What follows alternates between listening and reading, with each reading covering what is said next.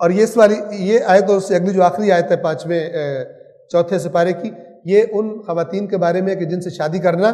حرام ہے، اور ان عورتوں سے نکاح نہ کرو جن سے تمہارے باپ نکاح کر چکے ہوں، مگر جو کچھ ہو چکا سو ہو چکا، اسلام کے آنے سے پہلے جو ہو چکا سو ہو چکا، بے شک یہ ایک کھلی بے حیائی اور انتہائی ناپسندیدہ کام ہے۔ تم پر حرام کر دی گئی ہیں تمہاری مائیں، یعنی یہ جن سے نکاح نہیں ہو سکتا، تم پر حرام کر دی گئی ہیں تمہاری مائیں، تمہاری بیٹیاں، تمہاری بہنیں، تمہاری پھپھیاں، تمہاری خالائیں، تمہاری بھتیجیاں، تمہاری بھانجیاں، تمہاری وہ مائیں جو تمہیں دودھ پلا چکی ہوں، اور تمہاری دودھ شریک بہنیں،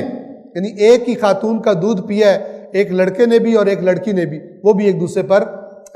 محرم بن جائیں گے، شادی نہیں کر سکتے۔ البتہ یہ دودھ پینے کے ذریعے، رضاعت کے ذریعے جو محرمیت آتی ہے، اس کی تفصیلات ہیں کہ جو فقہی کتابوں میں تفصیل کے ساتھ بیان شدہ ہیں۔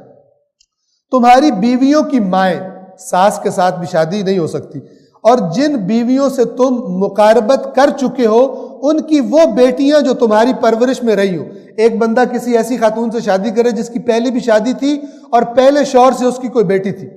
اب اگر کوئی بندہ اس سے شادی کرتا ہے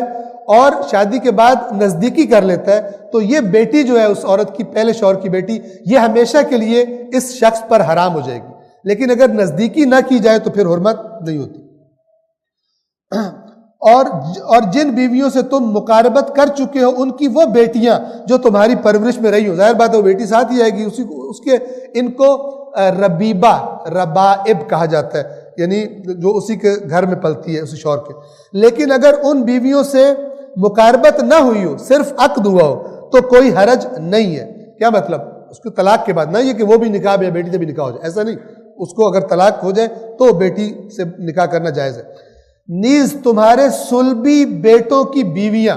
یعنی انسان کا جو سگا بیٹا ہوتا ہے، جو یعنی کسی انسان کے نطفے سے پیدا ہوتا ہے، اس بیٹے کی جو بیوی ہے، بہو، ٹھیک ہے، منہ بولا بیٹا نہیں اور ویسے نہیں، جو صلبی بیٹا ہے اس کی جو بیوی ہے وہ بھی باپ پر حرام ہو جاتی ہے، سسر پر بہو حرام ہے۔ لیکن اگر ان بیویوں سے صرف عقد و مقاربت نہ ہوئی ہو تو کوئی حرج نہیں ہے۔ نیز تمہارے صلبی بیٹوں کی بیویاں اور دو بہنوں کا اکٹھا کرنا یہ بھی جائز نہیں ہے، یعنی ایک ہی ٹائم میں ایک شخص دو سگی بہنوں سے نکاح کر، یہ نہیں ہو سکتا، ٹھیک ہے، ویسے 4 کی اجازت ہے لیکن 2 بہنوں سے ایک ٹائم میں نکاح نہیں ہو سکتا۔ ہاں اگر ایک بہن کو طلاق ہو جائے اور اس کی عدت بھی پوری ہو جائے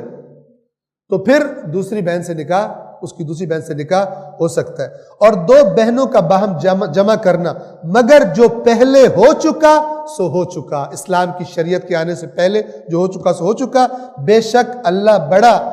بخشنے والا، بڑا رحم کرنے والا ہے۔ السلام علیکم۔